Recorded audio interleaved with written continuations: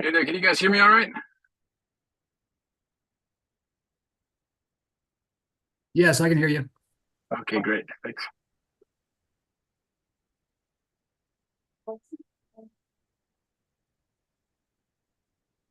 Okay, now we can start. Okay. Welcome everybody. This is the Solid Waste Special Service District meeting for October 16th, 2024. My name is Colin Topper. I'll call this meeting to order. If we could just go around the room and names and our roles. Lily, you want to say hi? Here, Lily Houghton, Administrative Manager. Ashley Wareham, board member. Chris Scoville, District Manager. LJ Blackburn, board member. Diane Ackerman, board member. Jessica Thacker, program manager and district clerk. Nick Hello. Lundberg, accountant. Mike Dunaway, board member. Thanks, Nick and Mike. Okay, moving on to citizens input. We get any emails? We did. I was trying to pull it up, but I cannot get Outlook to work for us. So, I don't know if you want to read that or I don't really know the procedure. I mean, it's going to be a part of the minutes, but Do you want me to read it aloud? I don't know. Debbie, I- you're probably a better reader than I am. I read children's stories. This is from Pippa Thomas. Dear esteemed board members, being adults, none of us are surprised by the fact that major changes in life do not occur according to a schedule. Yet as I have recently become aware, Canyonland Solid Waste District seems to think it is reasonable that I am allowed to adapt my life and my financial resources to meet my needs only once a year. I cannot help but think that this is due to greed for money or convenience or both. It definitely feels like a monopoly strong-arming my checking account. Changes in my life have reduced my income and coincidentally, my solid waste removal needs significantly, creating ironically quite a bit of waste. I'd be paying hundreds of dollars for a service I don't need just to wait for an administrative convenience. Every other organization with whom I do business enables customers to make changes on either a monthly basis or an agreed upon timeline. Agreed upon is italicized. But I don't have a choice here. I do. Or do I? Thus the monopoly effect. As a mental health counselor, I know beyond a shadow of a doubt that I am not the only person in this county trying to adapt to financial changes. Hundreds of dollars can make the difference between having health insurance or not, or adequate jackets for winter, etc. That we're wasting money waiting around for July or even February to make a change to service is beyond ridiculous. It feels very wrong. I hope you will consider this perspective as you meet today with an eye towards making improvements. I am considering that my only current option is to have my water turned off so that I can open a new account that fits my needs. Sincerely, Pippa Thomas. and that's the only public comment that has been received. And nobody on. Okay. Moving on to. I have some questions about like is she referring to? Like her personal account, her business She account? lives within the city limits, so part of the interlocal agreement that Solid Waste entered with the city this year, because it was up again for renewal, was it changed the open enrollment period from February and October, which it had been for years, to only the month of July. The city notified customers on, I believe, their June bill. If customers were on auto pay, they might have missed that. It was also on Facebook and part of a front page article in the Times Independent that this was changing. I feel like no matter how we would have gotten the word out, not everyone would have heard it. The thought process was behind this was that customers would notify the city prior to solid waste taking over, change the billing. So all the changes would be made. It had been February and October for open enrollment for years, and people had called, let's say in April, Right. They were told it was October. Now they're being told it's July. Right. Yeah.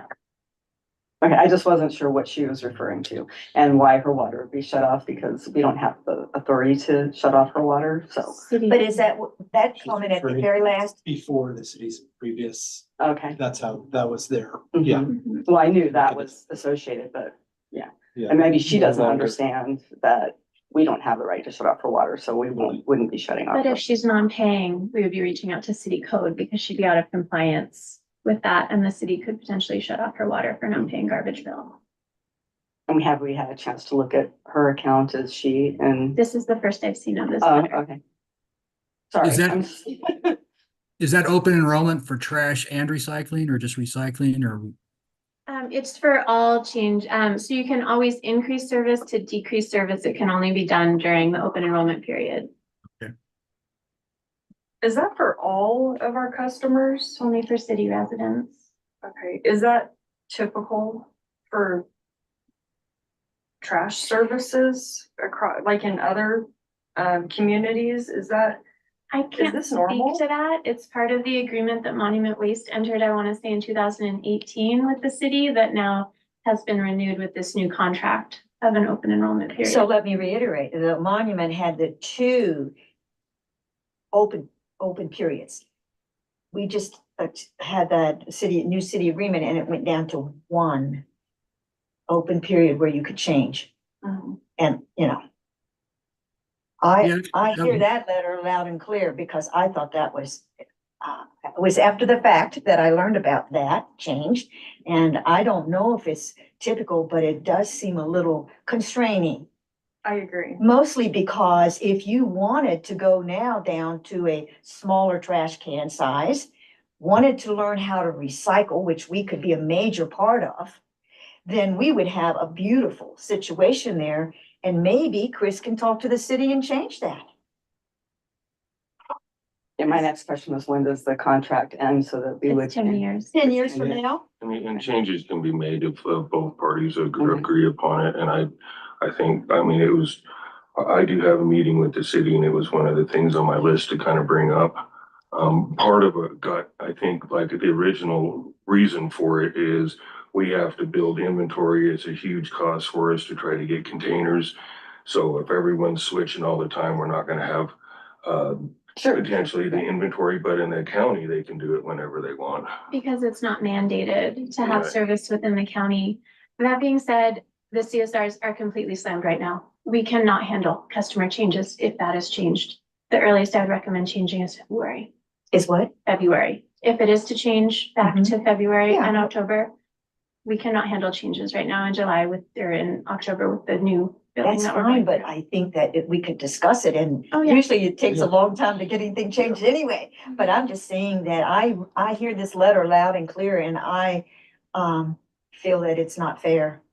I'm pretty sure cities do, specifically, if I recall correctly, in Utah, because when I lived in Midvale, I lived within the city limits of Midvale and we had to have both of those services and we could only choose to get rid of them at certain times. Now, I don't remember if it was a yearly or a bi-yearly thing, but I think it's kind of like a purview within the city. I don't think counties can, so. Well, I haven't counties heard. could, They but- could, but I think it it's has more a to do city thing. More with being a mandated service. Right. Yeah. Yeah, and I don't remember what the motivation was. I mean, it must have come from the solid waste side of that negotiation for Mike, because any workload that would be added by the change would fall on Lily's Mhm. staff. You know, and so I don't think the city would have been pushing in that negotiation for this, because it really doesn't affect the city. I don't know, I was not part of the Yeah, interlocal I wasn't- yeah, agreement. so it's like- Marcy, the city treasurer, did say that one of the reasons behind this was they would wrap up all the changes and hand us how it would be. I have spoken with her. She said she said it's up to the board if we want to recommend changing. But that was why it was the way it was. Okay, yeah.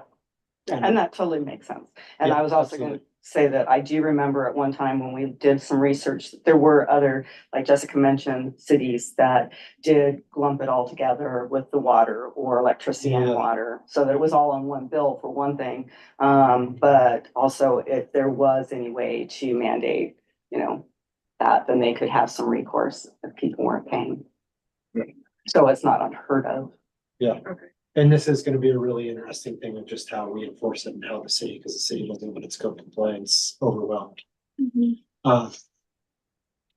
So maybe we will put that off until, We could, yeah, we can discuss at a future meeting, but if Yeah. we are to revert, I think it would make sense to revert to February and October, the thought Okay. process being people could increase service when, for extra yard waste, and then decrease service in the fall. That makes really good winter, sense. especially with nightly rentals if they're then shutting down. We can Yeah. ask the discussion potential action item at the next meeting. I think that's a Right. good I think idea. that's a really good And, idea. and on that point, if anybody knows the answer to this, please chime in, but I'm not sure procedurally that we should be discussing public comment immediately after public comment. Does anybody, I know that that's. We never have, I've never been part where we've discussed public comment. I don't know if that's part of procedure or, I think this, because it's not on the agenda and we're supposed to be limited to our discussions for Yeah. those things on the agenda, so you can never control. Yeah. So I think public comments just to do it, and then I think that's exactly it. Then if we Yes. take notice of something, we put it on the next agenda for discussion. That's great. Thank you, Jessica. I was gonna bring it up in my report. We have received numerous calls from city residents. Oh, really? that- Okay. About this. Okay, thanks, Lynn. Okay, moving on to the oath of office for new board members, Mike Dunaway and LJ Blackburn. We'll hold off on Mike's since he is not physically present. Okay, But LJ, here is yours, and you'll just need to read the underlined bolded statement. And then give it a sign. Okay. I do solemnly swear or affirm that I will support, obey, and defend the Constitution of the United States and the Constitution of this state, and that I will discharge the duties of my office with fidelity.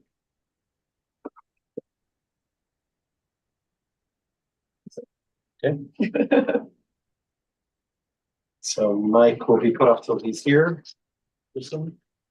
And then, okay, so moving on to the approval of minutes, we have 2 sets of minutes to approve. Does anybody have any changes or a motion?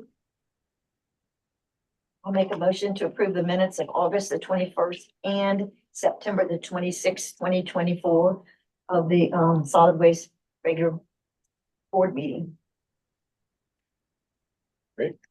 I'll second. Thank you. Can you second, because you weren't on the board then? Oh. Oh, yeah, because that's, you had to Review. abstain last Yeah. time. Oh. Because you weren't quite, Do you have 2 meetings now, Ashley? Well, this will be my second meeting, so do we need to like separate the approval? Cause I can't approve the 21st, August 21st, but I can the 26th. And do we have, so we need, Mike, we don't have a quorum. could Mike? Because Mike was second. I was Mike, here. I second. But even so, do we have a quorum to be able to, we do? yeah, she can vote. Just think it was the, I can't approve the minutes for meetings that I wasn't a board member of. so it might be helpful to do separate motions in this particular case. Yeah. That would help with the logistics. Would the problem be that the August meeting only Mike? Oh, but Diane, so yeah, we still have a form. But are Yeah, we because- a board of 7 now? But we have a vacancy. We have a vacancy, so we can do, okay, okay, great, thank you.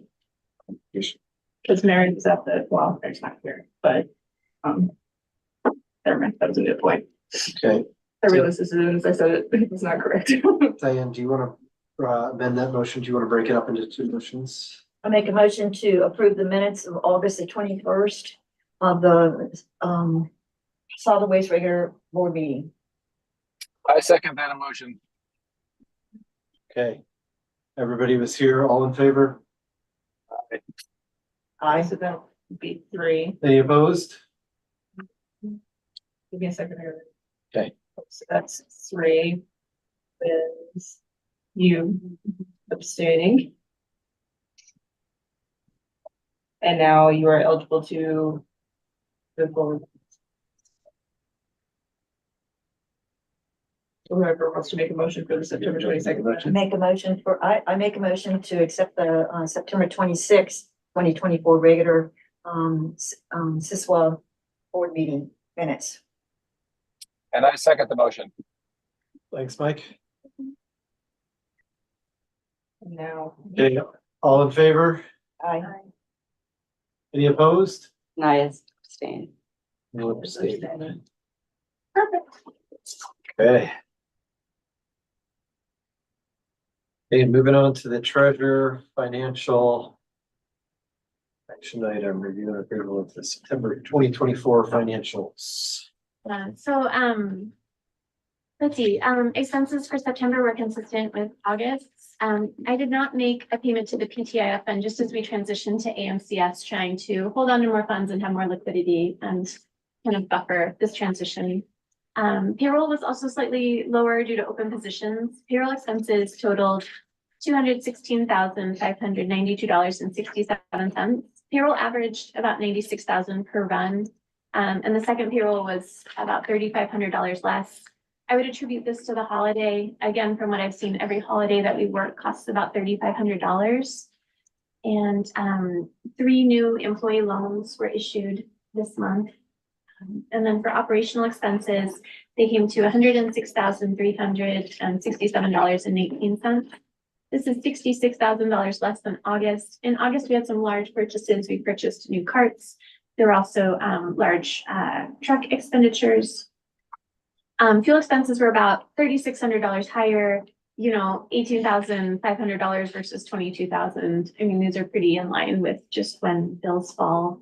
And vehicle repair and maintenance was $4,000 higher. These were expenses within new trucks and also equipment maintenance and rentals, which we will continue to see large expenditures for those continuing into October. So the total expenditures came to $323,809.70. If we had had a PTIF payment, it would have brought it up to, you know, what, like 430,000 or thereabouts. So less than we had been spending in the summer. Are there any questions?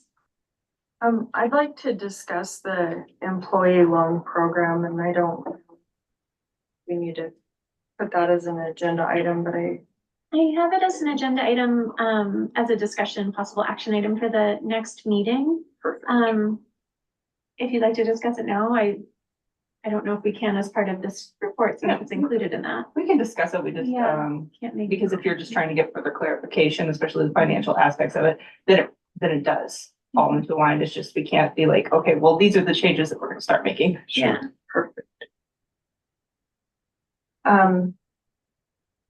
Well, I did get my clarification through an email, so thank you for that. Sorry to interrupt your work for that, but I appreciate your time That's good. sending that over. And I sent my discussion items over on the email, and I think that it's pretty straining. It can be pretty straining. We have no collateral on employees when they take loans. So that's where I'm coming from on it. And anyway, that's pretty much my main discussion part of this is I see this as risky. Ashley, one of the things that didn't come up in the email correspondence, that is good context to have is our discussion when we adjusted or modified the program was that, you know, there was some consensus that this job and retaining employees is such a challenging piece in this field and business, that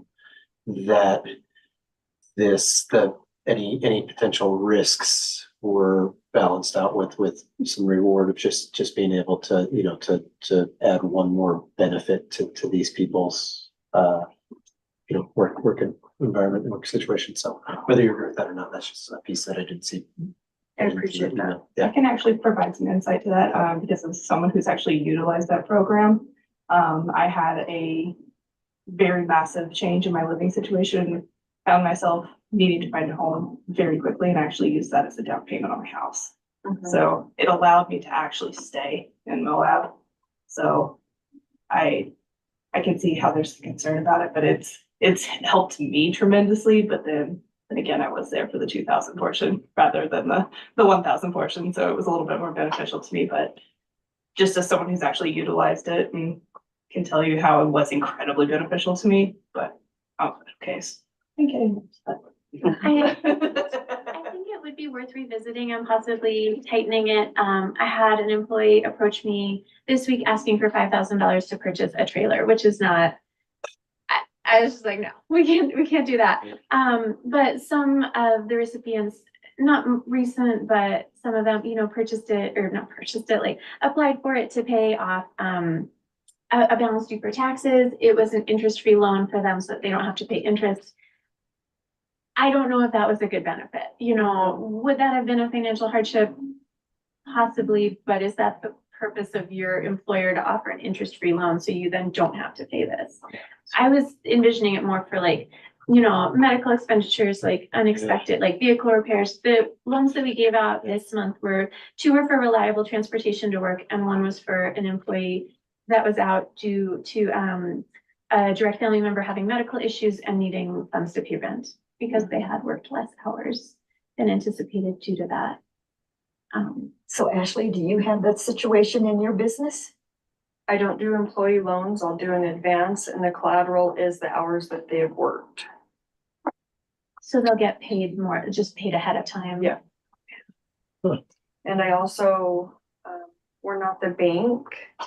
They can go to the bank and get a loan, and the bank is set up to take care of, if they don't pay it back, they're set up to take care of that and get their payment.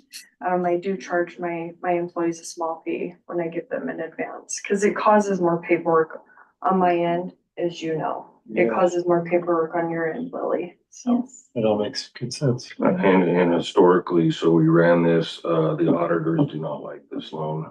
Okay. And that was one of the reasons why we kind of modified it to go down on top of the loan program we have. We also have a program where people can go into negative, vacation. So to your point being where we can be on the hook for more than they can pay is if they go into negative vacation and have a loan on top of that. Or probably, there's basically the danger increases of not getting compensation returned. And Just for some historical content, like the bigger picture. are we even legally allowed to ask what they're doing with this? I do. We ask for a Yeah. reason. I feel like we should be, if we're giving a loan Sure. to the company, I feel like we should be able to ask what it's for. Okay. An employee asked a few months ago for a loan to take their partner to Vegas for the weekend, and that was denied. Okay. Um, Wow. I just said no to that one. Yeah. Right away. It looks like Nick has his hand raised. Yeah. I just had just a note that the current balance in the employee receivables is $4,466. And it's across 1 to 7 people. Of course, there's 3 new ones that have started paying, so those initial balances have come down, but just for informational purposes, we're at 4,466. Thank you, Nick. That's lower than it was. I do have employees oftentimes ask me when they will be paid off, and I think because they want to immediately then reapply for another loan. Oh, wow. So this is a discussion item, action item for next I month. think So do you have the information you want Yeah, to put this off for next month? yeah, that's plenty of information for now. Okay. Thank you. Thank you. Thanks, Lily, for of course. digging all that up for me. Okay. Oh, yeah. Oh, yeah, we need a motion for the approval of the financials. I'll make a motion to approve the financials for September 2024. Okay, To the tune of 323,809.70. Thank you.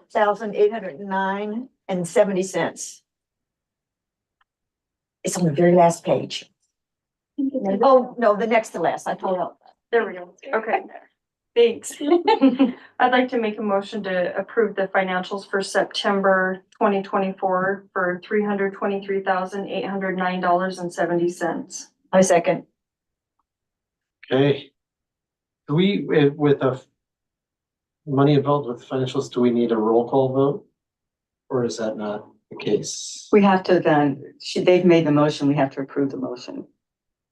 Yeah, well, it doesn't matter Well, either way. With a financial consideration, do we need a roll call vote or not? No, it can just be a show of hands. All in favor. Okay, we have a motion, we have a second.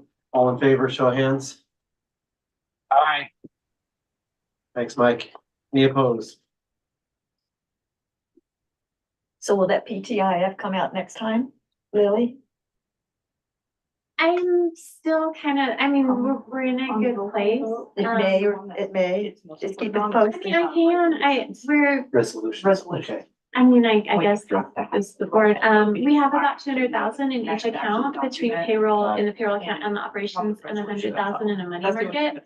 I, just, would earn more interest if I moved from the money market. I'm just sort of like, But you work with Nick with this, is that correct? not like on a day-to-day basis. I just, we have some large expenditures coming up and I just wanted to keep some liquid as we will have money coming in, but it's not the same large check from the city and it's not the same large amount with, auto pay at this point in time. We are getting a lot of calls, people setting up auto pay, but we're not where we were with the previous system. We're having to remind people to think about their garbage bill, which is, I think, something people don't want to think of. And the next payment is until the end of November. Yeah, so there will be an interest payment and we have that money in the PTIF fund to make, so that'll be easy. I've just been trying to hold more liquid to carry the district through. This time. Okay, so, so. That payment's due on November 15th, so Mhm. 138,000, I believe. Yes. Yay, we got the money.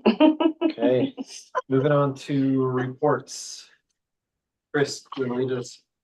Yeah, I don't have as long as one as last time. I'll try to not be so doom and gloom. I'll save that for Lily. Sorry.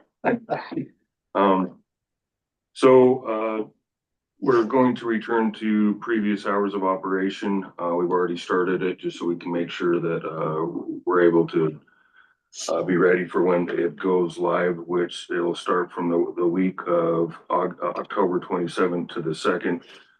We will be Monday through Friday 8 to 4 and Saturday 8 to 12. The only thing we're not going to do is reopen the CRC on Monday. Okay. Just it being I can't man it really. So, and just because of the lack of revenue there, see going doing anything until we'll look at it kind of in the off season and kind of revisit it next year. What the hours are going to be.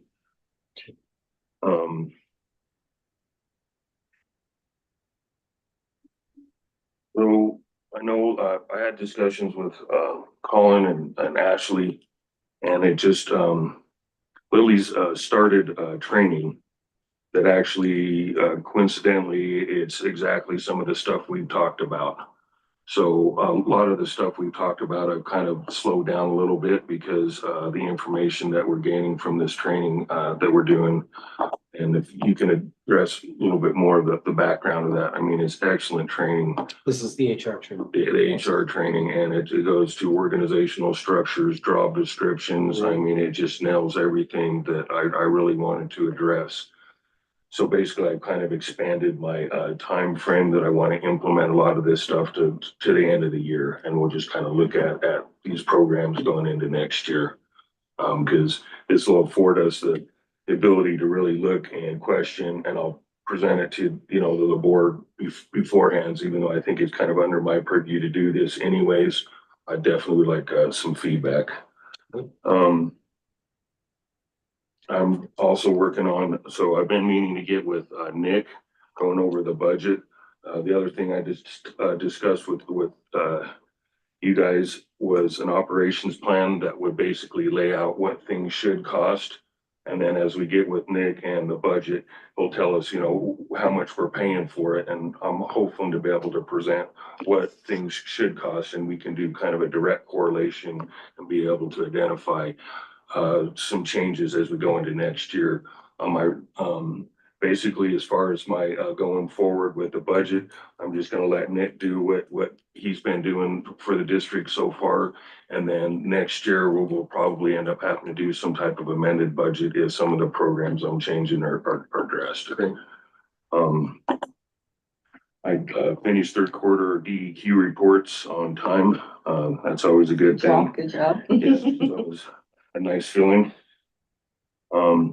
And then as I was actually backing up a little bit, and you kind of mentioned this earlier, as I was thinking about the structure of the board. Now, we've moved to 7 people. I'm wondering if that changes the quorum to 4.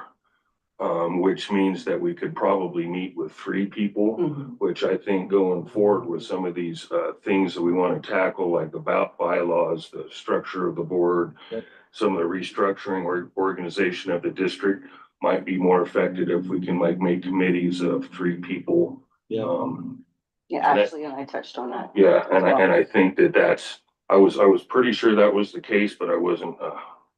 By you pointing that out, that makes our motion of the August 21st meeting null and void because it doesn't have enough votes for approval. But that, at that point, there weren't 7 members. It wasn't until September. But this is an action item that's happening with that forum already. I think we just make a note of it and we'll address it next board meeting if we have to ratify it after the fact. Okay. I think there's little technicalities we can work out. So I think that would be good, kind of, especially on the higher level stuff, if we can get committees. I know I talked to Mary a little bit about trying to kind of not necessarily assign duties, but giving people areas that they can delve into. Given that this is a volunteer board, I would like to kind of see that move more towards a committee. That way we're not trying to ask a volunteer to commit time. You know, it's just one, if there was a few people assigned to a different task or helping us with different tasks, then they wouldn't necessarily have to, put in the effort every month. 3 is a nice committee size. 3 is a nice committee Yeah, size. it is. I think it is. More so, than 2, obviously. Something other than, and I'll just kind of briefly touch on it because I'll expand it. It's a discussion item, is that, as I'm delving into, basically our mess that's AMCS right now. We were also at the same time looking to expand our CSRs by 1 person. As we went through the process, it just kind of came up that we had 2 qualified candidates, and they're both from the temp agency. So I went ahead and approved the onboarding of both of them, and specifically to tackle AMCS. And I'll go into that a little bit later under that discussion item. We got some support, huh? No, yeah, but it's Yeah, it's coming. coming good. We need some tag teams. Yeah. And I'll kind of describe what my thinking is that. So that's all I have. Can I ask, how are we gonna let the public know about these wonderful expanded hours? Jessica. Because you really do need some public education here. I went to a meeting the other night and there was lambasting the solid waste district because they're asking more money and they're giving us less time. They can't get into, and so I'm glad to hear it, and I knew it was forthcoming. At least I thought it was. But now we have to educate them. We have to let them know. Well, and so right now we are open those hours. I figured that no one's gonna be upset for us staying later than we say, so we are open those hours. I agree. It's a hard sell to charge more and give less service. I mean, that's never a good selling point. Unfortunately, the district has struggled trying to communicate to the community since I've been here. We've done radio, we've done social media, we've done paper ads, we've done radio ads. I mean, everything you can think of, and I guarantee as soon as it goes, whatever we're trying to communicate implements, we miss somebody. I doubt we even reach half. I would say probably 1/3. If we cover everything we possibly can, I think we cover about 1/3. So unfortunately, people don't know until they get there and they see the closed But they're not gate. gonna come. They're not gonna come past 3 o'clock. Oh, they I come. disagree. They guarantee they come. That's why I just decided to open it up. Okay. Because I get people, I go up there after hours anyways, doing some of my rounds, and I'll see people go up to that gate and turn around all the time. Monday down at the CRC, people, I mean, even after all this time, people still drive up there and turn around all day long. You can sit there and at least every 15 minutes, a couple cars will come turn around. And that might be our best opportunity. I mean, you're saying this in a different way, but that might be our best opportunity for educating the public is a side effects of new hours. And it is, and that's actually something that was probably pretty effective is handing out flyers to customers Absolutely. that are already there. So as they're going through, trying to give information to people that already use our service. And on our website, I Yeah, guess. it's on the website. Yeah, a lot of There's a people. lot of places, and when we did this last change, I did every avenue that I could think of and was approved of. I did paper, I did handouts, I did community boards, I did Facebook, our website, I changed on our fee schedules. I mean, I reached out anywhere and everywhere we had that mailer. So, I mean, we'll just have to basically relaunch that Do it campaign, again. but that's 20 items Yeah. of things that I have to, check a box on, and it just takes time. And this decision was just made Friday, Monday, or I was informed. Yeah, of said we only decision. implemented it. So what are they? They're 8 to, except for the CRC, they're 8 to what time? 8 to 4, Monday through Friday, 8 to noon, Saturday. 8 to 4. And the CRC is the same except for Monday. Yeah. Word of mouth generally tends to be the best form of educating the public and getting things out.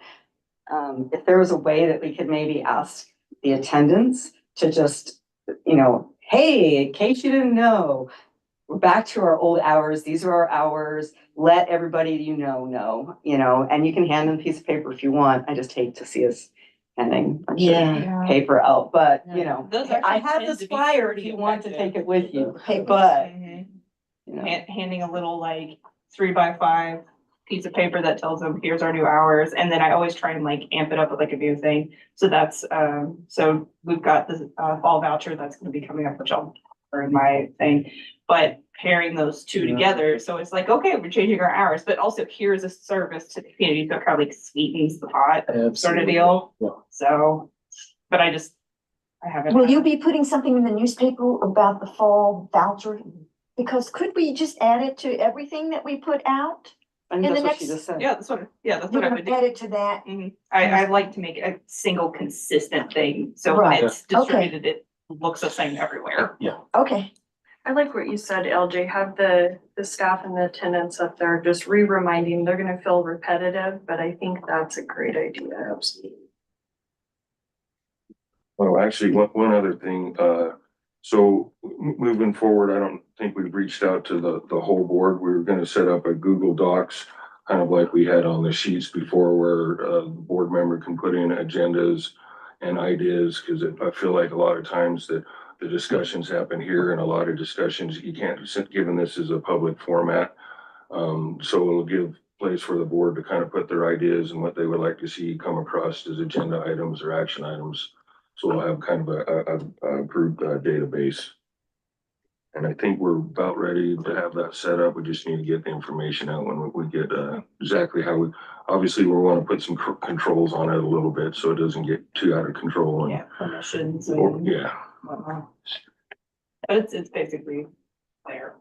so are we advertising for the 7th person for our board at this point? I haven't made, or I haven't updated, flyers, so that'll be another thing that would probably be added to that little thing. It's just determining, but yeah, no, I've not had a moment to advertise for that yet. Well, and we would need to reach out to the county as well, right? Because they would have to apply through the county. Yeah, and that's another thing. I'd have to make sure that the information is updated on their website. And then, because I think you've already changed everything on the Utah Public Notice website as well. I don't know, it's been Okay. kind of crazy since August. Sure. I'll make a note of that. Was it, or if you just, But Alicia, the county is aware that we are a 7-member board and have 1 vacancy. So Yes. I'm not sure they're advertising, if they just have. that's where I was gonna. I know that they check. do have something listed on their website of board vacancies, but I just don't know if it's updated for us. or I not. don't know, I'll add a list or I'll add a note for me to check as well. It's a good thing for all of us to be doing too. Beating the bushes. Yeah. Somebody made a comment on our our Zoom meeting. It just seen just now, but I couldn't read it. Oh, it's in the chat. It's quiet. I missed that. That Curtis. No, Oh, it's it's the note taker. interesting. Apparently, this is not. Quiet. AI. Our AI, our AI thing. It doesn't matter. I take the transcript from YouTube anyways. Oh. No, that's just our little. Oh, yeah, letter. it's Your the, your human brains are not working. Yeah. There's not gonna be a place for me in this world. Yeah. All right, what else, Chris? That's it. That's all I got. Chris, the equipment, trucks, everything is.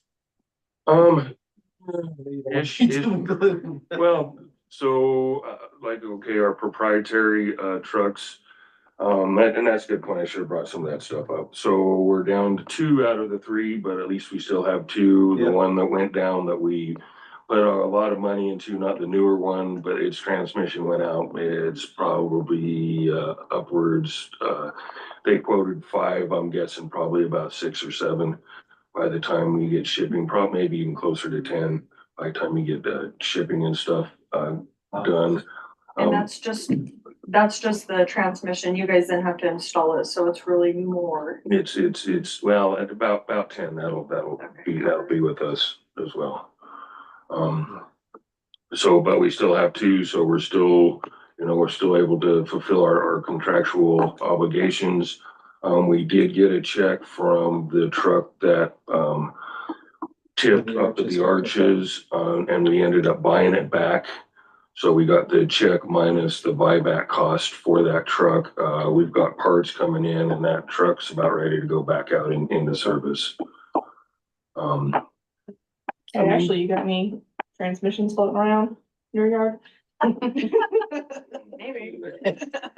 Allison automatics, I doubt it. No automatics, no.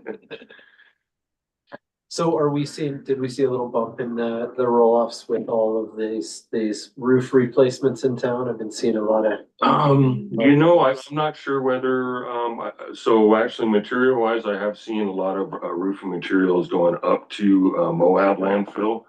How much of that we've actually got, I'm not sure. We have seen a little bit of increase, but I also put that into just the normal time of year we get an increase as it starts to cool down a little bit. Got it. We did have a catastrophic failure out at the transfer station with our new loader that had the scale and everything in it. The bucket broke. It's basically just an integrity failure of the bucket, bad metal. They're doing a complete analysis of it, and I haven't got the report back with it, but that hurts us. I mean, it worked really good, and so sometimes it's hard to, take a couple of steps backwards once you get in a system that works. But we have backups in place. I love backups. We have to have backups. And that's warranted. That is warranted. The problem is the amount of time. So we waited upwards of 6 months to get that bucket in the first place. So what they're gonna do right now is they got picked up and it's gonna get shipped down to Hurricane, Utah. They're gonna do the analysis of what the failure was. More than likely, it's gonna be under warranty, and then they decide whether they're gonna fix it or try to get us a new bucket. If they try to get us a new bucket, we could be another 6 months. So I'm gonna push that they just try to fix it. And just add that strength. A lot of times a good welder can add strength to. And then are we seeing any more contaminated soil shipments? We have not. And I think as that company's kind of pulled in and moved out, there was kind of just a couple people, and it looked like they were just doing some exploratory type stuff. And did they They pay us? paid. They paid us. Yeah, they didn't pay the finance charges, but they paid. And I was like, they ever wanted them again, they're paying the finance charge. Is that out at Klondike? That we take the petroleum contaminated soils, yeah. Yeah.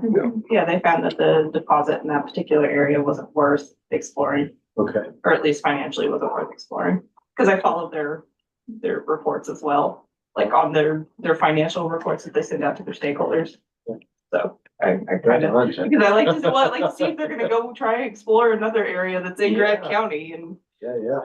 you know, so we can get in on that. Good on you. Okay, anything else for Chris? Oh, Lily? Yeah. I mean, the main topic would be AMCS. We'll be discussing this later. It's really just been a crunch time since the end of August, billing the county. I just feel like we were behind the curve with this. I mean, we went down to 2 CSRs plus Savannah and I in May. Previous higher ups were not interested in filling that position for various reasons. I asked multiple times throughout the summer and was told no. And here we are. I've been working out of the CSR office for about 3 months now. The phones are constant. I'm behind in my bookkeeping duties, which, I mean, I came in on Sunday for 10 hours to be able to have a financial report for you. It's okay. It needs to be done. But it's just all hands on deck answering phones. Ron is answering the phone, our dispatch manager, and taking messages for us. I was alone in the office one time in July and was the only one answering the phone. This is everyone only on the phone all day. So I don't know how to stress that enough. We are doing the best that we can. We are talking to the community for better or for worse. We're reminding them that they have garbage service. We're definitely trying to catch up accounts. You know, we put into place those administrative procedures at the last board meeting about, 30 days and cutting off service. We are nowhere near implementing that because we are just trying to even notify people that they have bills. Yeah. I would love to be able to be that on top of it in the future, but at this point in time, it's not realistic with our current staffing. We did put out and we had 6 qualified applicants. I was really appreciative that Chris, we selected 2 through Elwood. We decided we can't throw them into the lion's den because that's what it is. It's for the most part angry people. I mean, they're upset. Their bill is wrong. I get it. The data was transferred over a year ago. They changed their recycling service. It's not updated. We're doing the best we can. So we're having the 2 staff members in here going through the academy and also dealing with the manual updates we need to do to the system. Every customer, when it was imported, was selected for invoices to be sent to them, a paper statement and also invoice email. We have to manually change that for people. So I'm having them go through over 4,000 accounts. And if they have an email address, select the print invoice. If people really want a print invoice, they can call us. It is very time consuming to stuff and print those and expensive. They're also going through all the letters that were returned undeliverable. We got the first batch back today. It was probably about 60 letters, and I think we'll be getting more. So they are great help, but they're not helping us with the phone. It's day 3 for them. So it's trying to get them familiar with the system. I'm hoping next week we can have them start answering the phone, and just by then they'll have the skills and know where to go. Not that they aren't capable people, but this is specific software, and just so that they go in with the best tools that they have to assist customers. A lot of city residents have expressed their displeasure with the change of open enrollment. I know this is a discussion item. If it was to be changed back to February and October, I would suggest that we send out a mailer in January to all city customers. I'm told that the copy center is able to filter the 84532 address to just city residents. Mm-hmm. And I would recommend having it be February and October with allowing any changes in July. Because people that are calling in now, we're telling them July, if that seeds in their brain and they don't get the letter, just to give them a grace period. Chris and I have also been doing this HR training. I think it's been very beneficial to just iron out expectations as an employer and what we can expect our staff to do. So I think we're getting a lot of good ideas on how to implement that. Ranging from recruiting and hiring and how to get the word out to, holding reviews with staff and setting those expectations for a workplace. And I'm trying to think what else. Chris and I have discussed some changes just internally within the CSR office when things settle down, having point people, like one attendant, one worker handling roll-offs, one handling new accounts, so that we have a little bit more consistency and kind of know where to go. if there are questions that come up with accounts. And the other thing, this has been on my mind for a while. I don't think it's gonna happen until 2025. But to get the word out about who we are and what we do, I've been wanting to do like maybe a 30-minute once a month radio show. I'd like to call it Trash Talk. I thought Jessica and I could have a lot of really interesting things to talk about, like who we are, what we do, you know, talk about just, you know, like the wastewater facility. Like I didn't realize that we hauled biosolids multiple times a week. We could talk about composting. We could like interview an archaeologist, talk about bin piles, just kind of do more of a like big thing about trash. I thought KZMU might be interested in another random 30-minute talk show and kind of more of a positive spin on this. I don't know. I mean, obviously we still won't reach all of the community with that, but I thought it could be something proactive. That could be fun, that we could, you know, trash doesn't have to be terrible and smelly. I think it's a great idea. We need to talk to people, and we don't talk to people very much. I think it'd be fun, and yeah. I think that's a great idea. I think we need to have lots of places that you post that. Not just KZMU, maybe Facebook or Oh yeah, KCYN, or I don't even know how many people listen to radio, but I wanted to have lots of places. how the library has Cosmo the library cat. We have Molly, the service dog, but I thought Trash Talk with Molly would be fun, but we're not interested in Molly the garbage dog. She's too good for that. I see a ton of potential there. Yeah. That sounds fun. When you're talking about the phones, I had an idea that came across my mind, although I hate this idea, so I don't even know if I'm gonna share it. Oh, please do. I'm up for any Okay. idea. You know, when you call places and they're like, these are our hours, here's our basic information, press 1 for this issue, press 2. I don't know how you go about getting that, but We have that. Oh, okay, never mind then. I could make that for instructions for, a lot of customers have had trouble signing into the customer portal. I cannot explain it. I've created accounts for multiple customers. When I went to create my own account, I was unable to do it. Really? So Anna had to do it for me. I don't know why. Oh. It's really weird. But something like that, we could have more Yeah. detailed instructions. That's a really good idea. Is that Maybe called a credit- tree, a phone tree? Like an auto attendant is what Okay. I've heard them called. I also want to ask for more hold lines because we've Yeah. been like, can you hold? And we only have 2 hold lines currently. What percentage of the calls could be handled by just sort of automated information?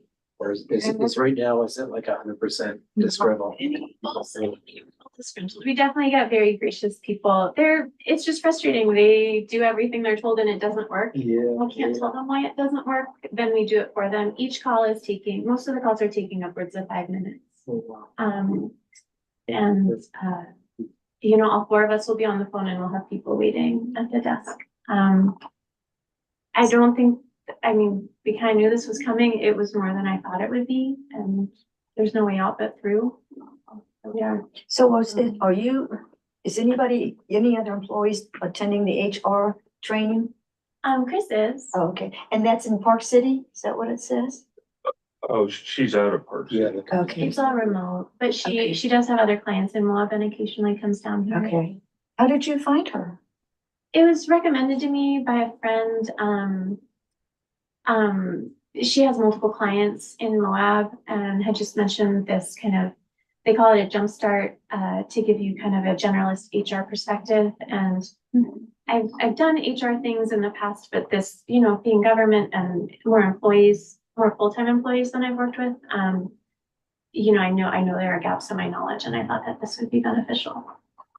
And I 100% think it's been worth the fee. Oh, yeah, it's excellent training, actually. That HR is not my most exciting, like, oh yeah, let's do some HR training. But I mean, I've been hooked since day one. It's just like, Wow. and it's been like, it just parallels exactly what we're trying to do here. So it's like this huge coincidence, like Right. everything she talks about. In fact, I was taking notes on something before the meeting and then she just starts talking about it. I'm like, Yeah. where's the camera at? So yeah, it was an excellent find. Hey, Chris and Lily, this is Mike. Is it specific enough for your particular HR rules and stuff? You know, 'cause each agency is going to be a little bit different in their rules. Yeah, she's out of Utah. She's familiar with Utah law. I brought up questions and she's very promptly responded with specific answers. I don't know if she works with any other like government-esque entities. I know she works with nonprofit and for-profit in Moab, but I haven't been concerned about getting inadequate information from her. Okay. And especially because it's such a high level at this point, at least for me. Right. I mean, this is just kind of so all the information has been very pertinent to her situation. Right. But she also qualifies everything she says. She's not an employment lawyer, and we do have access to those as well. Oh, that's good. So if you guys had a specific instance or issue, you have somebody in the county or somebody or that you guys could reach out to for that. Yes, that is correct. Okay, great. Thank you. Okay, anything else? Any questions? Keep your head up, Lily. Yeah, yeah, Lily, thank you. I think the staff there, Yeah, I'm helping, but they are on the front lines. can't imagine. Tell them thank you for it. Okay, Jessica, you ready? Yeah, mine's gonna be really brief. I haven't been doing too much programmatic stuff. It's only been 3 weeks since the last meeting. And I was exclusively focusing on the redevelopment of our bylaws, and due to a miscommunication, or rather on my part, I thought Chris had wanted me to actually start writing the bylaws. So I had spent a fair amount of time doing a ton of research on other special service districts, on how they've been writing their bylaws, how the Utah Association of Special Districts writes their bylaws. Yeah, I was about, I want to say like, a lot of hours into it. But it actually gave me some really good insight into how we should be developing our bylaws. And when the board does come together to start kind of brainstorming how they want that to look, I now have mountains of resources that I can provide you. He also tasked me with getting the operations plan kind of a little bit more zipped up and formatting and that sort of thing, which has also entailed a lot of research how other governmental entities have their operational plans or their policy manuals, which include their operational plans and like standard operating procedures and whatnot in it. I've been trying to make as many edits to the website as quickly as possible. I finally gained full access to the website. Previously, I didn't have permissions to edit certain factors of the website as it currently stands, but now I am the reason why Lily has, well, I'm part of the reason why Lily has so many calls, because I put that lovely little button up there that says register here. That's what we needed though. That's what we needed. I provided that big green button. And I also identified some issues where people have not been able to contact us through the contact us form. So I'm trying to debug that. So, and just basically trying to make sure that I'm staying everything consistent while continually trying to work on updating our new website, which it sounds like things are happening on the other end with our domain holder. And then I'll cover this later on agenda item F, just doing a ton of research into grants. Great. So that's that and just a bunch of administrative stuff. So are we no longer using Tom Perkins for any of the website stuff? No, he's Yeah. still there because he has more of the IT related knowledge. So any sort of like oh Lord, I don't even know the words, like creating plugins and making sure our security bugs are addressed and that sort of thing, like things I don't have the background for. I can make like superficial changes and some plugin changes, but anything that's like really deep dive. Okay, cool. I was just wondering if it was saving us some money on not. It's saving in the fact that we don't have to use him for every single change that needs to be made on the website. I can make the majority of them, but certain things that require like straight up HTML coding, I can't do. Mhm. So, but Understandable. I was just curious. yeah, That's no, great. we've definitely reduced our. It's very limited. I think since January, this was the first invoice we paid him was last payroll run, so 2 weeks ago, and it was not much money. Great, So we haven't great. paid in much recently Yeah. this year. So did you get a photo that you requested of me? Yes. Okay, You are there, everybody's on there, except you okay, now. okay. I I need a know, picture from you to add to the board member page. I don't know if I submitted a you know, I Creative noticed, Liberty with this. I noticed, Jessica, after you told us about the new website, I went on, I'd gone on before and just Googled Moab recycling. And there were, as you described, enormous entries and we were there, but you know, we weren't first. Yeah. And now it seems like we're first. I've been slowly but surely, and this is one of the things that we have, if I remember correctly, 33 individual web pages associated with our website.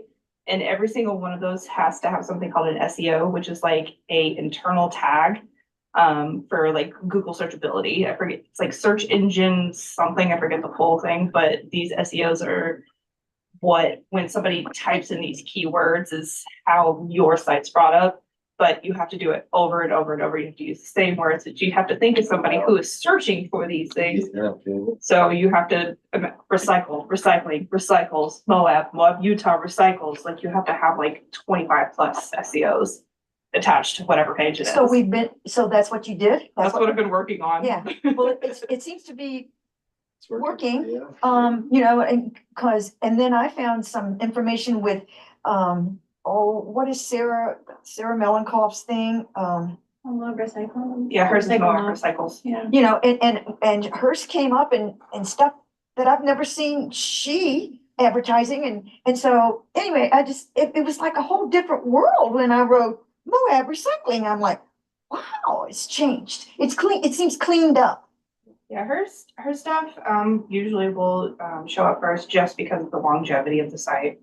Yeah, but it didn't. It was right beside, but it didn't. I mean, and it's, I don't know. I just thought it was better than it had been when I was looking before. So Working on it. Good work, It's just there's a lot of Yeah. things to capture. so that's good. Because it was pretty muddled. But yeah, that's all I got. That's it? Any questions? Okay, Nick. Okay, for benefit of, you know, new board members and whatnot, I want to just kind of revisit how the budget process works. And also, I noticed item E on here is talking about 2025 budget, so maybe I can share my screen then. But for right now, I just want to go over how the budget is built and how the process works. Here we are in October, and so what I'm going to show is just kind of a 10,000-foot view of the initial look at the 2025 budget. And it involves projecting out 2024, where we're gonna end up in 2024, where that becomes our jump off point going into 2025. And so the budget is made up of the district is made up of various lines of business. When I say lines of business, I mean cost centers, profit centers. Some of them are revenue producing areas, some are overhead areas, such as we have a line of business called admin. That's an overhead line of business. We have a line of business for roll off. We have a line of business for residential collections, commercial collections, the CRC. So there's various lines of business, and how the budget gets built is it's built by lines of business, by individual cost accounts and revenue accounts. And so what we do to build the overall district budget is we aggregate all that into a district level budget. But I just want, with the board being new, I just want to kind of go over that process. We do start at a very granular level, and those get added together, and that gives us the district budget. And like I said, currently we're this first look is a 10,000-foot view, a high level view, and next month at the November meeting, it'll be we can dig into the detail and still look at the overall district numbers. One of the overriding things to build a budget is making sure that we're able to cover our debt payments. And so the critical number there is what we call EBITDA, which is earnings before taxes, depreciation and amortization. There are no taxes at the district, but it's kind of a cash flow number. And so revenue minus expenses gives us an EBITDA number. That number needs to be at a level that can support the bond payments and the interest payments, and also the equipment loans that are out there. Luckily, next year, there are 2 equipment loans that are dropping off, but we did just add a new one for those 2 trucks that we bought. So they're not necessarily a wash, but the 2 that are jumping off, one ends, our last payment on the BOMAG compactor will be in January, and so that one will go away in terms of principal and interest. And then the other one is the motor grader, ends in October of 2025. So that a little bit of savings can happen there with the interest. But depending on what we build into the budget for capital expenses, there'll be some things being added on in terms of principal and interest. So I just wanted to give kind of that little history, or involved in the process of building the budget. And again, the district management and staff have key inputs to that process, that I will reach out and they reach out to me. So we will continue to build that budget over the next month, and have a numbers that you can look at for the November meeting. But this first look, when we get to that, the item, we can share my screen, and we can look at where I'm at right at the moment.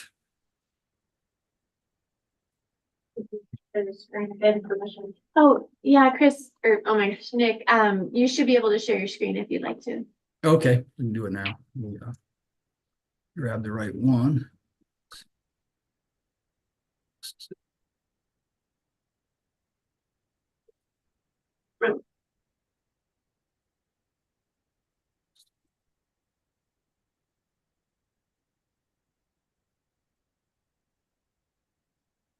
You're seeing those financials? I know it looks kind of busy, but what I have on here, again, this is a high level view. I've got, is it big enough, or can you see it? It's quite small, I would say. Let's see if I can get it a little bigger. Is that better? It helps. Maybe one more zoom in. Okay. Shouldn't sit in the back row. I That's think part of a screen sharing, Oh, okay. Just a little history on again, for the new board members, the district bought Monument Waste in essentially from May of 2021 forward. And so that's when, so in 2021, you had a kind of a partial year of the old district and the new district. But from 22, 23, and now 24, we've been operating as a fully, vertically integrated garbage collection company. And so that it makes sense to look at the past 3 years in terms of budgets and actuals. And that's what I have on this screen off to the right is prior numbers. And in the yellow there is what I'm projecting, at least this is a high level projection of what we're going to finish 2024 at. And then in the slightly pink column is my initial look at the 2025 budget in terms of revenues. Again, these are aggregate categories. If I click on these plus numbers, it breaks it down into the actual account numbers, but I don't want to confuse or make this really busy. I just want to give you the major categories that we look at in terms of the budget. And let me scroll down to the EBITDA number. So this number right here on line 218 is what is critical to admit this number is adequate enough to cover our debt service. Again, this is a first look, high level numbers. I still need to massage probably the projection numbers, because I think the roll-off, I need to look at that, a little more scrutiny on the roll-off revenue numbers. But we have made some very good improvement over the last couple of years in terms of getting a net income and the revenue growth. I'm going to scroll back up to the revenue section. So these numbers here is the revenues, budget, prior years. This column L that I'm in is January through June actuals. So a lot of these projections for the full year 2024 are going to be taking that times 2. But I do look at individual categories and look at actual things that are going on to adjust that number. Then I project out to the 2025.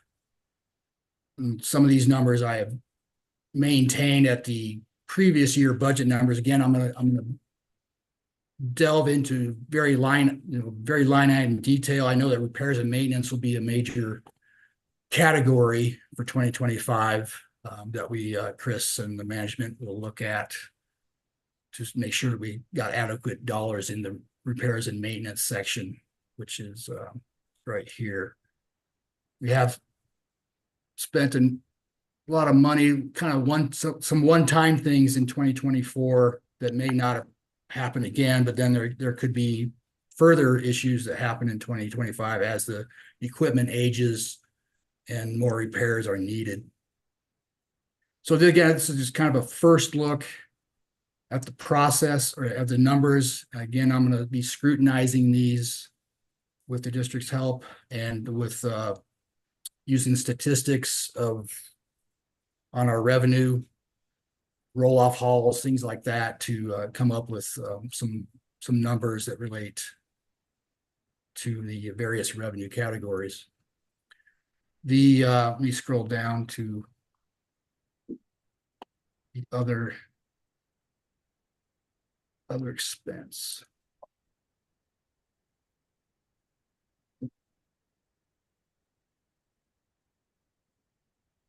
So these items here is the interest expense. Like I mentioned, the BOMAG drops off considerably, will drop off sort of year to year, and the motor grader also.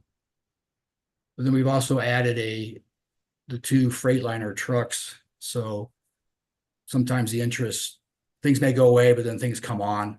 So again, I'm going to scrutinize those. I do have some of these items on the budget come off of schedules, amortization schedules in relation to the notes. So they can be pretty precise because I know what those are going all the way out to the end of the contracts on those. So depreciation and amortization, again, there's a schedule for that. And there are some things that are dropping off our depreciation schedule next year, which is a normal activity. But then there will be things that are coming on depending on what capital we put into the budget. So again, I just wanted to give you a quick 10,000-foot view. Is there any questions, any concerns, things that you may want to see in the budget that I can put in between now and November?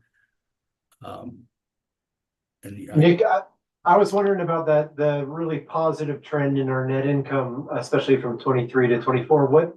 I can't look through the numbers quick enough to see what plays into that.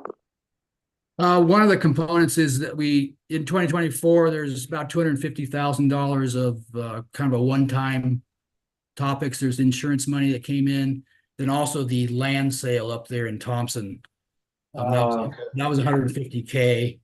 So that's kind of more of a one-time thing. The insurance money, again, is more kind of a one-time thing. So in that number, there is a couple of items of one-time gains that we've gotten in 2024. But it looks like you're projecting that out into 25. What are you basing that on? That continued trajectory? Improvement in the revenue with the price increase for the city. Okay. There should be some component there. I haven't nailed that number down yet. But then again, we do need to look at our roll-off pricing. I think if there's probably some reasoning to maybe lower the pricing and then gain volume. there might be Yeah. a situation like that. I think we might have kind of priced ourselves out briefly here for a little while in the roll-off sector. So we need to revisit those. I think those are roll-off pricing to see what kind of get that equilibrium back in place. Got it. And that's what I'm really curious about, is just how the numbers change with the city, with taking over the city billing and the increase in city rates, and just rates in general. Yeah, with the city going away, we do gain about 80K in franchise fees that we're no longer paying, but if we're adding staff, then that kind of washes. Okay.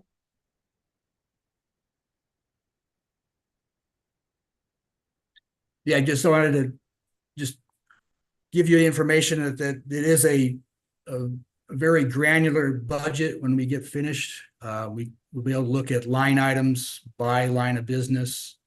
And that's how it's entered into QuickBooks, so that we can pull reports at points in time and see exactly, okay, the roll-off system by itself, here's the actuals and the budget number associated with it. The CRC, here's the actuals and the budget associated with the CRC. So it will be a useful tool to see the budget versus actual at the district level and at a line of business level. Okay, any questions?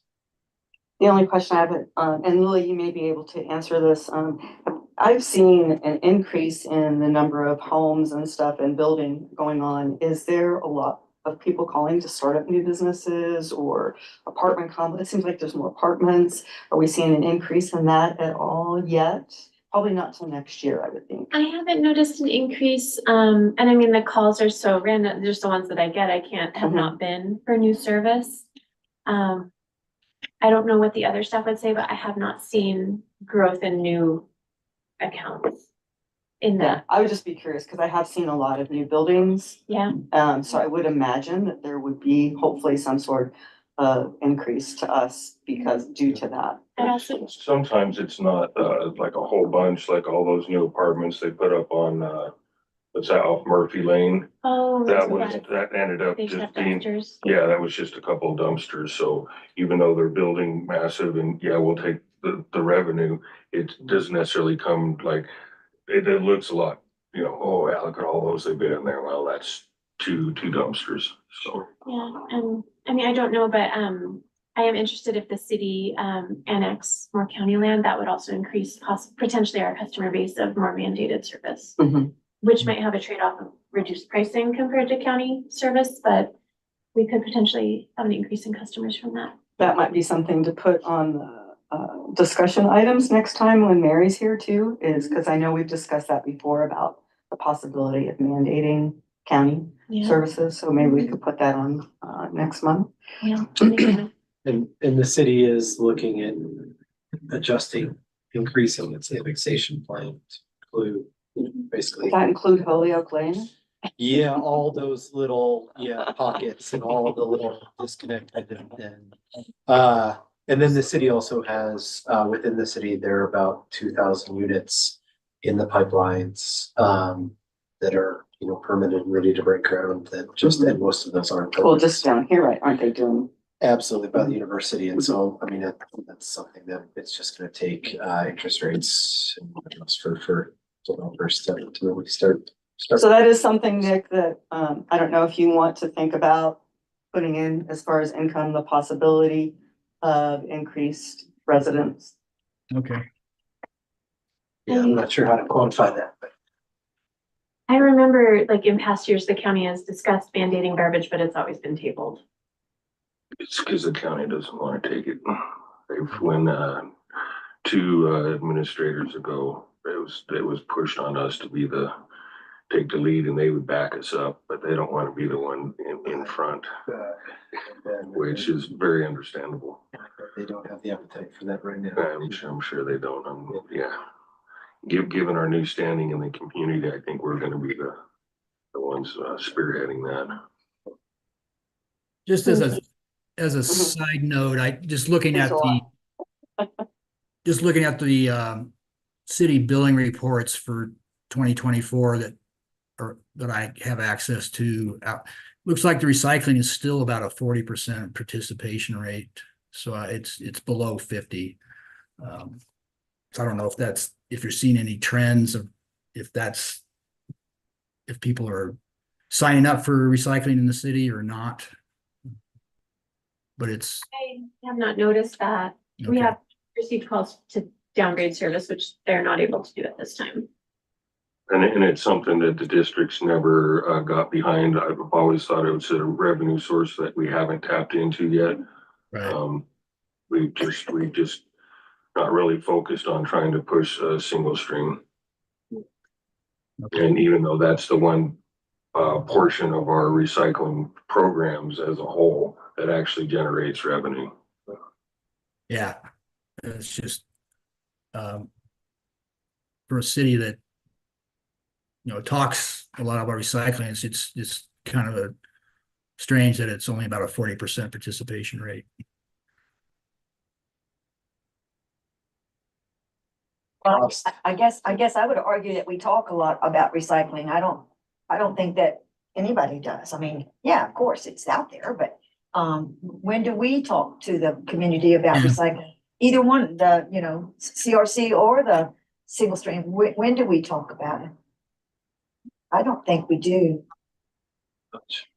No. And the 40% might not capture the residents that do still take the recycling up to the CRC. Oh, I'm sure it does. That's true, right? That's true. Yeah. I'm talking about just actual residential customers that have recycling. It's Right.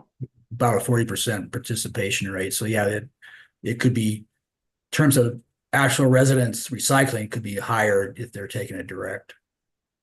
And I was talking about how we could educate the people about how if they recycled, that there would be a lot more room in their garbage cans.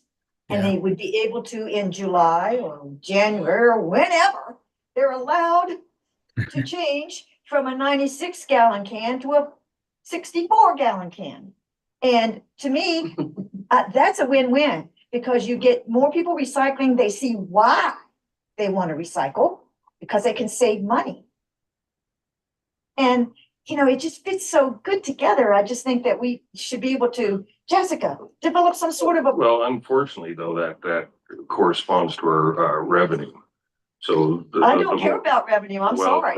Revenue keeps our lights on and keeps our employees paid. So we Well, kind I of have know, to care but- a little bit. But, well, Trash talk, we'll talk about yes, it. yes, Jeff's talk. Absolutely. Yeah. But back to the budget. Back to the budget. Okay. Any other questions for Nick? No. Nick, thank you. Yeah. You're welcome. Okay, board reports. Diane, keep it going. What do you got? Oh, well, Ricky Epperson, who's the director of community rebuilds, sent out something, I think, to everybody, the board at least. The staff wasn't able to, and I understood that, Lily, that was fine. But I had a couple of conversations with Mary. Mary doesn't seem to answer her emails. And so she gave me the go ahead to attend. Ricky wanted somebody from the solid waste district to support her when she called a meeting with the city about some issues that she was having with regard to her permitting and of the pop-up yard sales that they have twice a year, and and I had a conversation with her and I knew it would just, it was a lot of stuff that she was going to be working out with the city, had nothing to do with us. But at the same time, I think I know it lended support to her. She's got a heck of a job. She's like your job. It's ambidextrous. It's all these things that she's not real confident maybe about. And she just needed somebody. And I felt really honored to be there to do that for her because she really needed to have somebody saying that this construction and this demolition, it's in that grant that she sent around that she was asking for money from the SISWA, but I told her that we weren't going to be able to do that and stuff, but I attended this meeting. But at the end of the day, it was basically a good discussion between the city and her about how they were willing to work with her to get her on board with this permit that she hasn't been able to come up with. There were some concerns in the city, as you might imagine, with flooding, believe it or not, but flooding's big in the city right now. So, it's just stuff like this, just cleaning up and working with her to get, because, they're not making a bunch of money when they have these pop-up and these yard sales, but they are diverting stuff and they are behind it. That's their mission, to keep to sustainability and to keep the stuff out of the landfill. And so that's all it was. It was great. Excellent. She's a great woman. I really appreciate what she does. She was great work, yeah.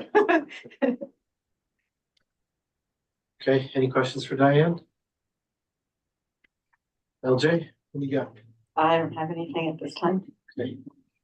Ashley? I had a nice conversation with Colin and Chris about job descriptions and things like that. That was nice to have and for me to learn more. That's where I'm at right now, is I'm in the big learning phase. I'm the big sponge right now, so. It's awesome. You're asking good questions. Yeah, challenging things. Yeah, I look forward to learning more and seeing how I can get more input. That's all I have. Okay. Mike? Nothing for me today. Okay. And all I have is same meeting with Chris and Ashley, and then Chris and I will be meeting with the city manager, the new city manager next week. Who's that? Michael Black. Oh, right. Michael Black is gonna be excellent in that role. And so it's Chris initiated this. It's a great thing to be just building that relationship. Then I don't think any questions about city for me. Bring it up. I think that's it for me then. Old business. We already discussed it. The 2025 budget. I feel like Nick covered that in his staff report. Nick, was there anything else on the budget you'd like to bring up? No, just as you guys think of things that might be 2025 related, just pass them my way if they're of a financial matter that may impact the numbers. So yeah, just be cognizant of anything that comes up. Like be thinking of capital needs. Again, maybe it's a wish list, but let's kind of aggregate what we think capital needs are. What I can do is look at what was in the 2024 budget for capital items and roll those over if we haven't done anything with them. And then if there's anything, we can adjust those numbers. But if there's any additional things that you can think of, shoot them my way. Thanks, Nick. Okay, any other discussion on 2025 budget? Okay, new business, consideration of upcoming grant opportunities. Jessica. All right, so I was able to locate 3 grants that are currently, 2 of them are open, 1 is not. I wasn't able to put it into the board packet because there was a ton of research that I needed to do to make sure that there was eligibility involved and that the content of the main asks in these are really applicable to us. Are we eligible? Is it something that even if we did get the funding would even be able to handle? Because, we're just trying to get a handle of our current situation. We don't want to be, trying to start this whole new process. So the main 3, the first one, majority of y'all will be familiar with the exception of you, actually. You may not be either. So the next round of the Swiffer grant, which is the Solid Waste Infrastructure for Recycling grant, has come available. So I now believe I figured out the reason why we were not granted it the last time. The first round, they actually specifically focused more on states receiving that grant rather than governmental entities, because when I kind of started digging into this one, it actually specifically starts calling out different types of local governments Hmm. and territories of states, like, not so much tribal, but because there's a whole nother subsect that's just for tribal, but very specific. So this one looks like it is actually more leaning heavily towards special service districts because it actually states it in there. However, I do have to go through the whole process of getting a official letterhead from the state tax assessor's office, like I did last time. And the, so this one is currently open right now and is open until December 20th with an award floor. So our lowest ask would be 500,000 with a higher ask, highest ask of 5 million. They anticipate 20 to 30 grants will be awarded through this program, with at least one being provided to each EPA region. So this is done through the EPA. So this one, they kind of had the exact same objectives to be met, such as they must address one or more of the following objectives. So one, establish, increase, expand, or optimize collections and improve material management infrastructure.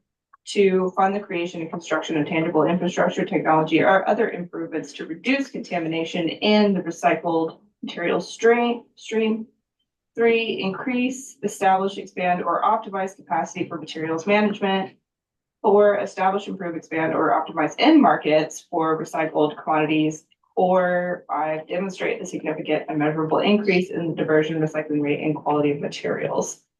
Obviously, that is a very large option for us. And when we applied last time, we actually gave them 3 sub-projects that they could kind of pick and choose what portion of that they wanted to fund. So I would actually really like to go for this grant again, but I think it would be best if we zipped it up to one item that we feel would be most beneficial.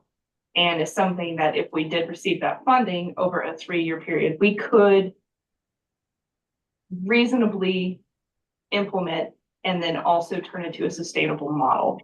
So I know that is a whole lot of boxes to be ticking, but I feel like this is something that if we could get this, it could seriously boost our, kind of like end market product.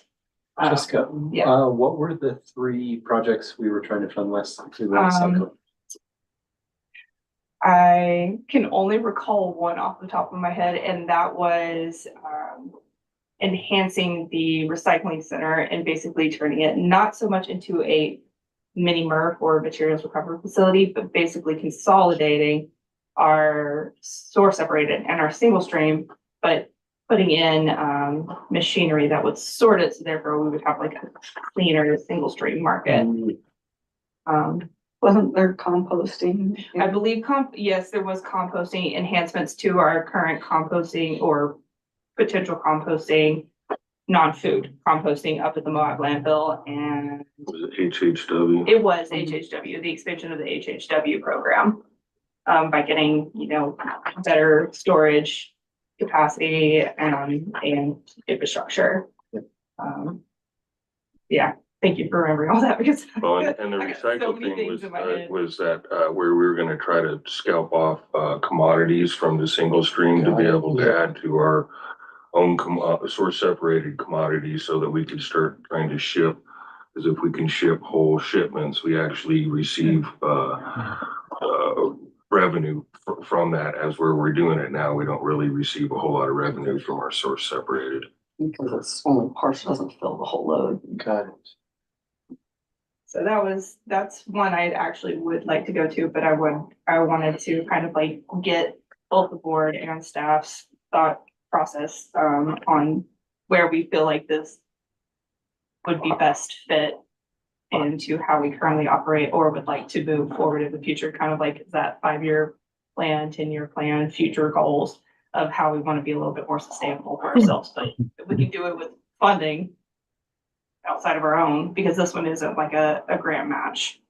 So, and it doesn't require like in-kind donations or partnership with nonprofits or certain types of entities. I kind of like, are you gonna go into all 3 of these? Yeah, I'm gonna Okay. go into all 3. Okay. So that's the first one. The second one, as I got deeper and deeper into it, reason why there's not that much of an expansion is I found a little caveat. And something about this one tells me that, and that's the Consumer Recycling and Outreach Grant Program. Turns out that they decided on the second round of this funding that they wanted to focus on the generation of wasted food and increasing its recycling through composting, which is great. However, the funding opportunity must be applied as a coalition with established memorandums of understanding provided prior to the funding award. And when it talks about a coalition, it's talking about in coalition with states. Oh, And as I got deeper into this, I don't believe that that's something that can really be achieved. Because you have to fund one grant must include 3 projects, which is develop and implement a national consumer wasted food reduction campaign, expand the market and sales of compost, and increase education outreach to composting. And the total amount of funding that's available is 39 million, which is great. But each project, you must ask for a certain amount, and you cannot ask any less than $5 million. So, We could do that. well, we have to have, We can always. that's a massive, massive undertaking that I personally, I cannot do that. I don't think I have the capacity to apply to a grant of that with that much working parts, to be completely honest. This is something that is done, I believe, on a state level, where a state entity would pull smaller local entities into it, like a city. This is more, I think, of like if was it South Utah Valley, where they manage Spanish Fork, Mapleton, a collective group of cities. They, I think, would be, it's one of those deals that they could go in with the state and mandate through the special service district together, that all of these cities, which are also part of that coalition, that they will be a part of this. So it does not seem very feasible, but I wanted to at least show that there was some research done into it if it did come through. Because I remember you sent me the Swiffer one. You were like, oh, this could be interesting. So Jessica, would you be able to is there somebody this is Mike, somebody at the state that you could let know that we might be interested in joining one of somebody else putting a bigger one in? I could do some research into it, but honestly, I don't. About the recycling coalition. I could talk Yeah, to them, RCU. and I could talk to RCU and see if maybe that's something. Well, just see if they have the same perception that you have on this, because here's what I'm thinking. I don't think any of us know very much about that was a grant that the city did it was a Swiffer grant for this food composting. No, that wasn't the Swiffer one, it was a different one. Oh, but it was submitted, and we were one of their, we had an MOU or something similar to that with the city about that, and I'm just thinking if we could focus on food, and they are already waiting to hear back. I don't know. Yeah, but I actually checked the status, it is still in review. It's what? It's still in review. Right, but I'm just saying that, if it just seems like if you could focus on food. When I look at these grant deadlines, the first one you mentioned, the Swiffer and this one are both due the same day. Do you have the capacity to take on both, or should we choose Absolutely the not. one that we're really gonna Absolutely aim not. for? I could not I handle think we need to focus, put our focus to the right, one that's that what we we're doing. really think. That's what Yeah. we're doing. Yeah, So, yeah. I mean, even then, even us working with the city, we're still not considered a coalition. Because Right. we're small peas. We need to be working with like state and or multiple cities. So yes, I could reach out to Bo and at the Recycling Coalition and see if something that we could create a recycling coalition grant, and I could provide to that, but that's not something I can handle in my current. It would be interesting though Yeah. to see if he knows anything about it. That's what I was thinking, Jessica, because you could just say we have no capacity to lead something, but if you are doing something, we're interested in this topic and we could be a member. Yeah, that's something that could potentially do. So I'll make that note. and another person to maybe pass that along to would be Lexi. Yes, I can talk to Lexi about that. There was one I did not include that has previously been on our radar, and that's the, USDA TAP, which is like the Technical Assistance and Training Grant. They have fully taken our eligibility out of that. We are no longer considered eligible under, that specific grant with the USDA.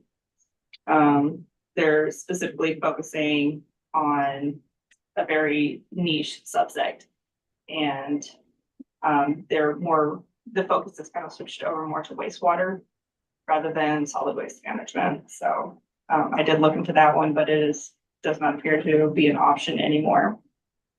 And then the last one is one that I've brought up occasionally, but with the Moab Free Health Clinic actually just being a recent recipient of this, I thought it would again be something interesting or just to consider looking out into again, see how costs have changed. And that's the Rocky Mountain Power Blue Sky Community Project, which is obviously funding through the Rocky Mountain Power and specifically for the installation of solar power at qualified facilities, which last time I checked, the CRC and this facility do qualify under their eligibility requirements. The only thing is that there is a large buy-in to this with some intensive preparations if we're going to be a part of it, because they want all of the items basically in hand. They want schematics. What did I put? They want schematic system designs and engineering diagrams to bolster the application. So basically, if you just say, we'd like $200,000 to install solar panels, they're not going to give it to you. They want estimates, contractors, where you're going to put the stuff in, and there's a large checklist of annual items or quarterly items that have to be done. But I still think, lowering our carbon footprint kind of goes along with the 2030 general plan that the city has, and anything that would eventually reduce costs, especially when it comes to like our utilities, I think would be good. And but it's just another one to kind of consider. I can look into that. I can get more information from. When was that one to be done? That one actually doesn't open until December 1st. So we lease land up at the CRC. We don't own that land. And I'm wondering if that would play into the storage batteries and, I mean, if it would even be practical. I don't know. Like I said, it could be where we decide we just want to put solar power on the transfer station because we know we own this place. And offsetting the costs of being able to say to the community, like, yeah, we may be trash, but we're also solar powered. It's, it's good PR. And it's kind of the direction everybody's going anyways. Especially in this town, I've noticed, because I believe USU Moab, the Moab Free Clinic, and the MRAC. The MARC, Arts and Recreation Center. They've all been recipients of this program. This last one, the third one? The Moab Free Health Clinic was the newest one. USU was 2023, and I don't know which year the MARC was. So to get schematic system designs and engineer diagrams, do we have to pay for them? You basically have to have, not them do it, we'd have to have a solar panel contractor come in, say, this is how many panels you need. This is where they need to be placed. This is the infrastructure that you need to put in, batteries. Do they charge for that service to come in? Yeah. Yeah, that's what I said. There's the buy-in with intensive preparations, but. Or else, I mean, I don't know. They may be willing to work with us. I don't know. Yeah, and I mean, I don't think that it's probably that cost prohibitive because what they're doing is they're trying to sell themselves the work, so that's their preliminary work. Mm-hmm. And this, of course, is a great program for Rocky Mountain Power because they're diversifying their power infrastructure. And so it's kind of a win-win for everybody. So I mean, residential recycling, much smaller scale, of course, or solar. That would just be part of the service. And it does come from a local solar farm, so it's not like it's coming from, across state lines. Last time I did actually reach out about this, it was like Central Utah is where the solar power was coming from, but that was a couple of years ago. There may be a new solar farm that's nearby that I don't know about. I mean, it could be something as simply as I could just send them an inquiry, be like, hey, what would it cost for us to start this initial buy-in? Because you also have to participate in their program and whatnot. They're Watts Smart, so I'd have to see. They may have recommended contractors too. that we could Mhm, that as contact. well, like just kind of get some background and I can come back and give more information on it. Because if we're having to be a member of their Blue Sky program, which I believe does have like an annual cost and I don't think it's very much, but it'd be worth looking. Yeah, to see. it's not It's like much. Maybe $87 or something, or at least it used to be. It might be more now, but. Yeah, because this is funded through that small like fee that's on everybody's Rocky Mountain Power bill. So, but I want to make sure that you know what you're doing. If you do get this thing, so. I know this is a lot of information to throw at y'all, but applying for these things are not easy. They're super time consuming and take a lot of help. So No, that's awesome. sounds like, yeah, thanks for the great work. It sounds like the first one is probably the most realistic and, That's do you have a project in mind or? that's why I wanted to come in and see like if this is something that we even want to consider going towards, because I don't want to start going through the process and people are like, Yeah. actually, we don't feel like this is really something we want to go for, which I don't feel is the case, but we need to maybe staff have a sit down and figure out what works for us operationally the best and, come up with two scenarios. Like I may say, I want to do the mini merge at the recycling center, but Chris will be like, well, we don't have staff. Sure. No, we have a project for that. I'll just speak to you about it. Yeah. And not a public thing. Yeah. There's something right down the lines that would fit right. Okay. Or maybe use it to create, to fund the satellite locations for the glass recycling. Or, maybe if we don't, maybe just reapply again for food composting, just in case we don't get this other one, like there's so many avenues that we could go, but it just is based on what we can actually handle. Cause I don't want to get the funding.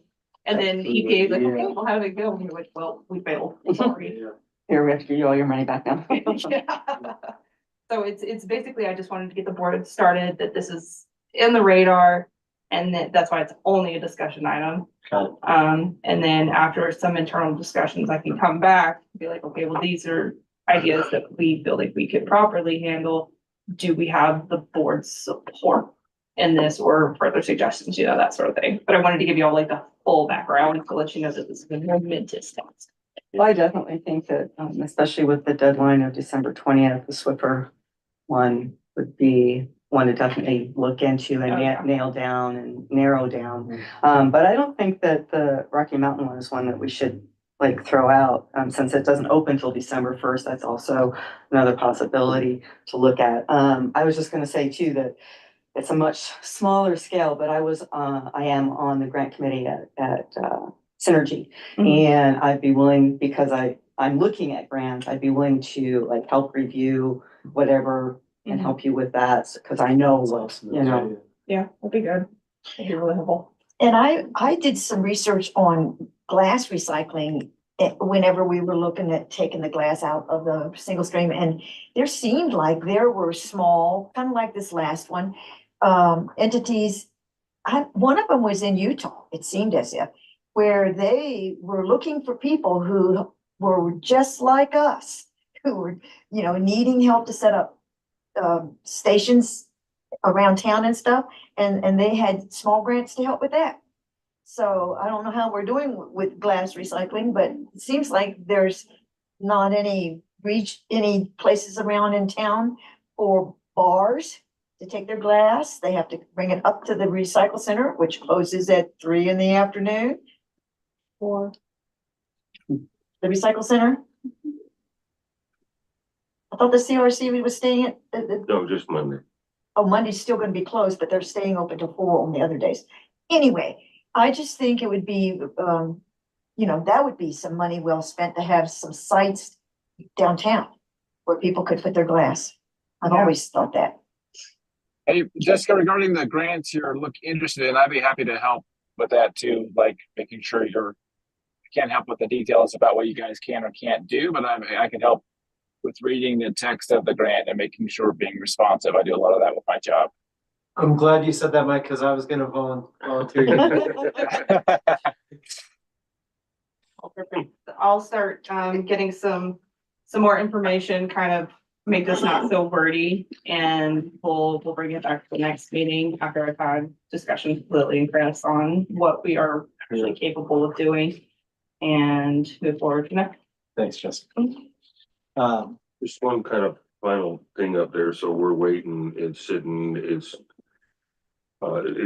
end of the Congress, United States Congress, it's in a committee right now that they're trying to give more identity to special service districts, which will make us more eligible for more grants. Oh, wow. So it's something that we've been watching for, I think 6 months now. So hopefully at some point that'll move out of the committee and it sounds like that they may approve it. So that'll be good for us. Chris, is those glass recycling drop off places? Is that on your list? That was, yes, that was, Okay. yeah, yes. Great. Okay, any other questions for Jessica? Okay, moving on to AMCS.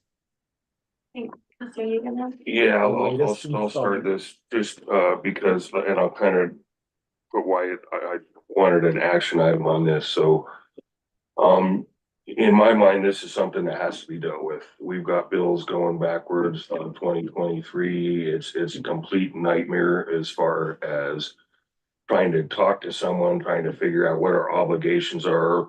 The contracts all over the place. We have, it was sent off to a lawyer. We kind of lost contact. I'm trying to get reconnected with the lawyers to kind of look at what our options are as far as our obligations to AMCS.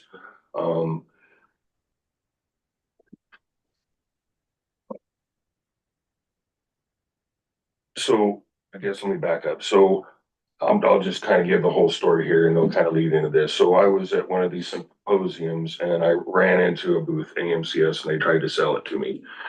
At which point they kind of got well, it's not working out. We've already bought it. You guys you dropped the ball. You haven't delivered on anything that's been promised to us. That got back to the North American sales manager, or whatever he is. He reached back out to us. This is during the time that we were having conflict with AMCS. Thank you. You had to put it in a time period because my time is we tried to implement this November 2023. And that was after a long delay of trying to get it implemented. It just didn't go. And then we kind of forced the implementation it just didn't work.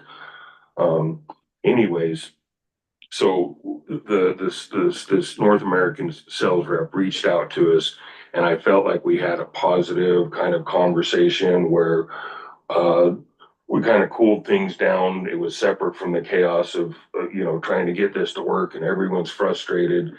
So we had a positive conversation. I felt like it dropped the temperature down a little bit. Obviously we're back being frustrated again, but I recently reached back out to him and my plan is to try to get this wrapped up before we go into 2025. We need to figure, we don't even know how much we're going to owe these people. We have some people saying, oh, we'll work it out. We have other people sending us, itemized bills that we need to go through line by line and try to fight you know, line by line, and we're talking upwards of That's probably both $200,000. sides do. And it's only ours, they only billed us through December. Yeah, this season, even the full thing, so we need to get a resolution to this. The other thing is we don't have a backup plan. Yeah. In which I absolutely hate. I've been yelling at it for a long time. If we, you know, if this doesn't work, what are we gonna do? Well, we don't know what we're gonna do.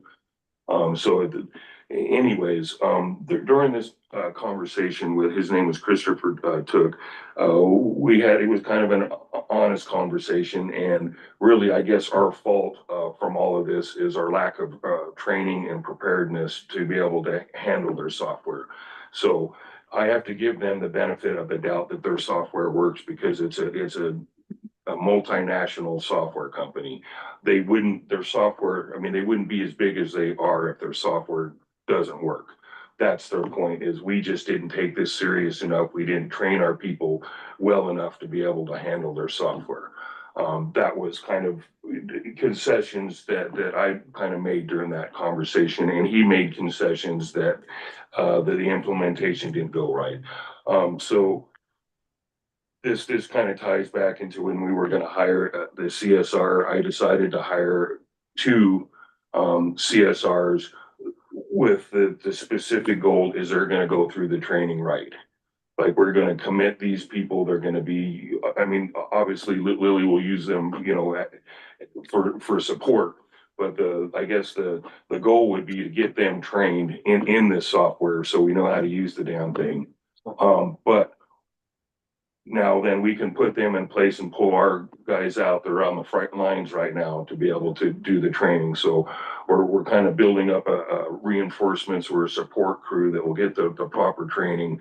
And then as soon as they reach a certain level, we'll swap. And I imagine there'll be multiple swaps as we try to, you know, go this. The action item is because I really want to earmark this money as I'm going back and I'm fighting these guys on the things I would like the board to approve me for $30,000 because this is not in the budget. These positions aren't necessarily in the budget, and I am going to make concessions on the operational side. I'm not going to fill some positions I probably need to fill just so that we can afford to do something like this. But I feel like in last week, you know, in my big doom and gloom speech, this was one of those hurdles that we were going to reach. If we can't get the billing down and we can't get this software down, I mean, we're in some serious trouble here. So I've decided to kind of go all in on this. I'll kind of wait to kind of fill the other ones, but I want to earmark this money specifically that the district is willing to put in some extra money to get the training to basically address their concerns that they have from our part that we play in this fiasco. We might not be over budget. Helen, that position became vacant at the end of Well, April. but the whole point being that I want this money earmarked specifically for that. So where is their responsibility? They were providing us with a training program to learn this stuff. So I was initially part of this. I think we did fail. We went into this with 90% of our personnel not knowing what the hell they were doing. That falls on us. We knew this was coming for years. I mean, I think we implemented in 2023, but this was first talked about in 2021. We went for the procurement policy around 2022, so we knew this was coming. We just didn't, I don't think we understood the scope of what this software was going to do. I mean, it touches every aspect of this company, down from our routing, picking up curbside, to our roll-offs, to the billing, to, I mean, so if we can make this work, this will be a monumental success. But right now it's a monumental failure with no way out. So in kind of addressing the, you know, give it one last effort, you know, we're going to commit 2 people to be able to focus on this training, and then they can be kind of reinforcements to get our other people trained. And I think also part of what you're saying is that this dots our i's and crosses our t's, so that if it doesn't work out, we have this phone. What I've addressed their concerns. Yeah, Yes, thank you okay, for clarifying which I that. think is an important. Yeah, that's really the biggest, the main point of what I'm trying to say Yeah. is that, you know, I'm addressing their concerns and, you know, giving us one last shot to try to figure this out, you know, in the meantime, like I said, we're dealing with the lawyers to see what kind of way out, what kind of remedies we have with the state. I don't know how far the last administrator got, but we can talk to the Utah procurement thing because it ran through. We did everything right that way. So we might have some backing, but really that doesn't help us moving forward. I mean, we can't really go back to terror trash. I mean, we're kind of, I mean, we've done this to ourselves. Yeah. Lily, where are we right now with the billings and AMCS? I mean, I think it's getting better. There are two things that need to be addressed before we try and bill October service in November. One is being able to email invoices. Customers are receiving receipts, but we cannot, for the life of us, an email invoice will not go through. We cannot in mass email invoices. The other is we do not have a way to print invoices for only the customers that want printed invoices. The only way we've been able to print invoices successfully is printing every invoice, which also has its own costs associated with it. We have 2 weeks to figure this out. I have made that very clear. It was what I was working on Monday. The email was supposed to be resolved today. It still, when I tested, has not worked, but it sounds like we're very close for at least that aspect. Okay. While that's great, I think being able to have the condensed print file is more important. That one has not been addressed yet. So when you say address, you're talking to these people that are sending you these bills? This is, I mean, not accounts receivable, but it's in the support portal and our contacts have been made aware of it. Okay. But they haven't said anything. And when they've tested it on their end, it's the same thing. It just times out. We're never able to get a print file that is the condensed for only the accounts that want print invoices, which then ties into the task that I've given the 2 new staff members of individually going into each account and not selecting print invoices if there's an email. so I understand your concessions with them. However, we've got a staff right here in front of me that seems to know what she's doing, and she's asking questions to the people there that are billing us for this. And has been for since she started working here. It's just Okay. the way it is. Like they've been saying that, and I'm sure you can speak to this, LJ. I think it's just been a miscommunication from the start. They were under the impression that we would never want to send an invoice via email, which I don't know how in today's world that would ever be any. And there are emails that Savannah has from you sent November of last year saying we are unable to send invoices. I go through like deja vu. I look through my emails from February. I ask a question. I'm still asking the same question. So these 2 people that we're gonna hire to learn what she seems to already know, those 2 people are going to augment what she's doing and. Well, because Lily can't do it all. No. And neither can Lily and Savannah, who do know, I mean, they're, I mean, but 2 people ain't, I mean, it's too much work. Yeah. And and this is only one aspect of it. This is only billing. This thing controls every aspect of our organization. So. Well, and as you said, if we could get it to work, it would be a great thing.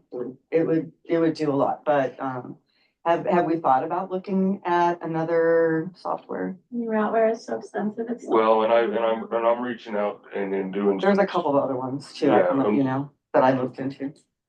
Yeah, absolutely. And through the networks, through Swana, through these different things, we'll figure out some other options, but we're so far into this now I mean, if we back out, then we better have our ducks in a row because we're gonna be in a legal fight with a multinational company.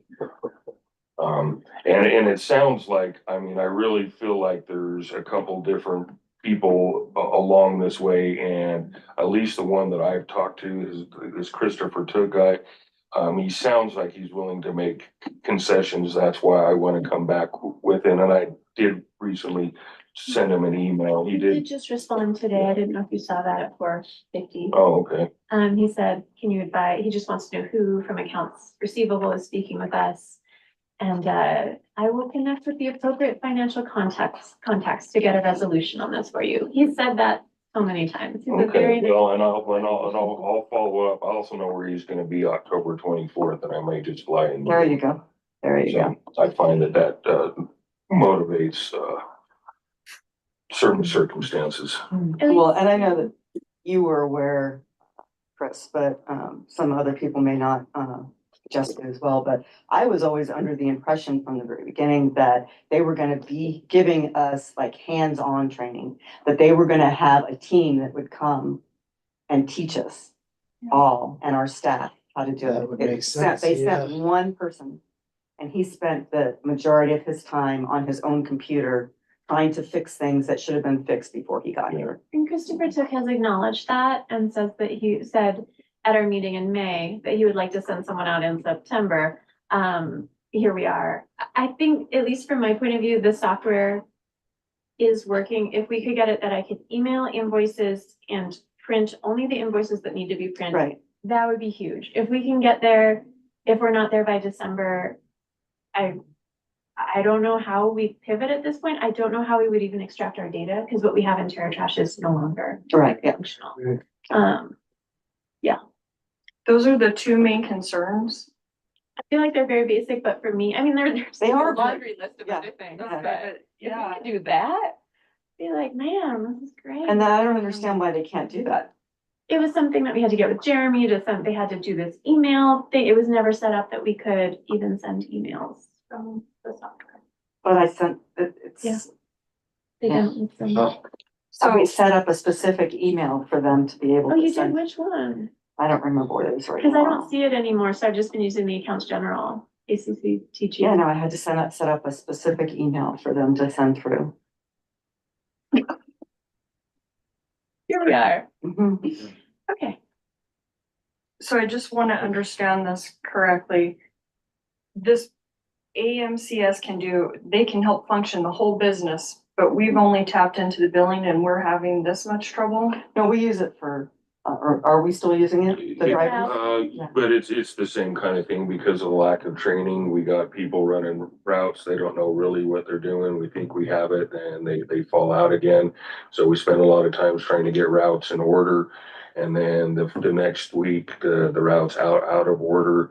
I really think it's a user error. I mean, like I said, this software wouldn't be multinational if it worked the way that it's working for us. And that's, yeah, so, I mean, Lily's addressing just the billing. This goes to, you know, how we communicate with every collection vehicle. They have tablets, so instead of paper routes, they have tablets. If those aren't in order, it's how we send our roll-off people. They run off this same software.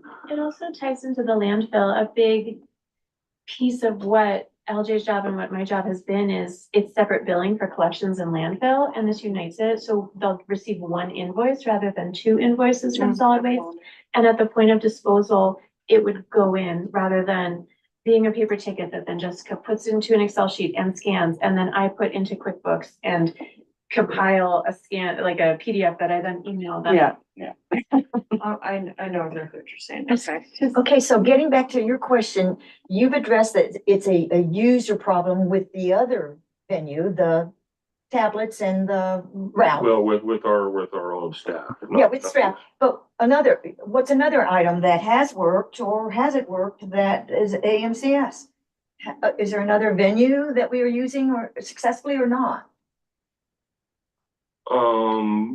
Well, in the past, yeah, it was just everything was done through TerraTrash and we No, but printed, now, we now, printed I wanna know. paperless. But now, what is now working, AMCS is working for our business? Not fully, no. Nothing is. Nothing is 100%. Nothing is like, all right, this is cool. We, you know, now we can just improve on it. I can't think of anything that really. But we have attempted to do so. We've attempted to do so and have been unsuccessful at doing it. That is correct. Quite a robust software, and every I has to be dotted and T crossed for it to function as it should, and it's hard to know which I's to dot and which T's to cross. their training module, their academy is very robust, but it's hours-long training. It's just not feasible with our current staffing level to do the full suite of training. And even if we did that, I don't know if it would fully address all of the issues. But that was the kind of the point of these two people now, is to basically get some more people focused on the training. And then once they reach a certain level, we swap them and try to get our current staff trained and just back and forth. I mean, the point that we tried to make in the past is we just didn't have the capacity for the training. Well, that may be true, then we should have never got the software. But I mean, here we are with the software, so, you know, and we're in it for some money. So in my thinking is that we're kind of just need to go all in at this point. I mean, I'm still looking at backups. You know, just the business that we're in, we always need a backup for every aspect of this organization. But in the meantime, I mean, to me, this is the best way forward, is just to try to go all in with this, and I'll spend my time trying to get a resolution by the end of the year. I got a couple more questions. So it sounds like you ran into AMCS at one of your training booths or something. So are there other companies like us that use this? Have we reached out to them, like, oh, how do you use this? How does this work for you? There is companies, I don't think we have. When I was reviewing, and getting research, I talked to a couple of other companies that used AMCS, and I asked them how they liked it, how was the implementation? And for them, it was great. It was fine. They loved it. And so that was one of the things that led me to go with, okay, this sounds like a good company. But from ever since we lost the sales guy and we got turned over to the management, it's just been horrendous, because we got 3 different managers within a couple of months, it seemed like, that were managers of our account. And so there was just constant turnover and no real follow through. And but there was a lot of good sales going on, saying, like I said, like I was under the impression that we were going to get a lot more hands-on training. From the very beginning, I expressed that, you know, we're a very small town. We operate, this is what we're operating with, basically paper. You know, we're in the Flintstone era, and they didn't seem to ever hear that. And I had to say it over and over and over again. And they just assumed that we were going from another big software to this one, which would be an easier transition rather than what we were doing. How many hours or days, or what does this training look like? Like, what is it? What I base this number on is basically that it's really nothing to do even with the software.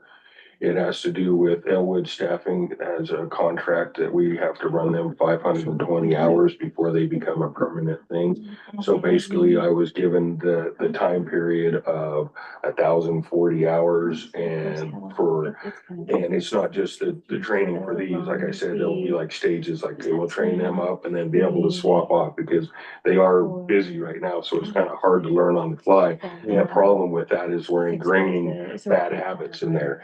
So just like I got an operator, he will not run it on automatic, but you know, on manually, kicks it here, twists this here. I don't like that. I would want, if it's not running the way that it should, then let's figure out why and run it that way.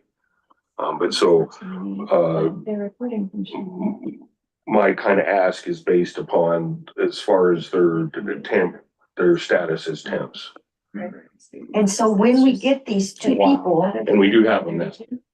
when they're on board, they will be able to access online training Yes. and go to that. And well, it's gonna be a combination between online training and Lily giving them tasks, real life tasks.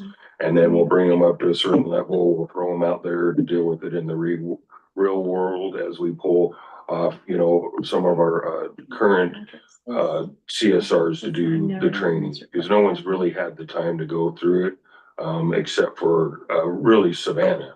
We have one person that's kind of been officially trained. Lily's just kind of been trained by fire. Trained by what? Fire. Fire? Yeah. I wonder if it'd be beneficial to give to the lawyers that one board meeting where the salesman came and talked to the board before we decided to purchase. Well, and that's kind of why I had it first a discussion item. I want to try to gather and centralize all the information that we have, because I wasn't necessarily, involved with it. I wasn't involved with it in the first, and then with the last administrator, I had to take a step back because of conflicts and stuff. So I'm just trying to re-engage myself in this, and I really think that it needs to be resolved before we go into a new fiscal year. Like, let's get our finances, let's make sure that all this hits in 2024. So in 2025, if we do have to pivot away from this, or whatever. I mean, I'm trying to be hopeful that, this will work, because the alternative isn't very pretty. I think it'd be very hard for the citizens to face another. Unbelievably hard, yeah. I mean, yeah, Don't even go there. yes. The city did it too, though. They went from And then they one, reverted back though. right, well, we wouldn't go back to. I know. So we've got an action item, a potential action. So you're actually asking for the board to vote on the allowance of the 30,000. Yeah, $30,000 for some temporary help to help fulfill our obligations in the training. Yeah, if there's not any other questions or discussions, is there a motion? I'll make a motion to. What are we doing? Allocating, suggesting, granting? I apologize. I actually meant to write a motion to make this easier. Okay. I forgot that step. I apologize. So what is your motion? Make it up. Motion to allocate $30,000 for temporary laborer and the assistance of training with the AMCS software. I'd like to make a motion for $30,000 for temporary labor to help with the training for AMCS. Two Software. employees. Which is 2 employees to get everybody up to speed and trained to see if we can get this going. Thanks, Ashley. Do we have a second? I'll second. I can second now, right? Yes.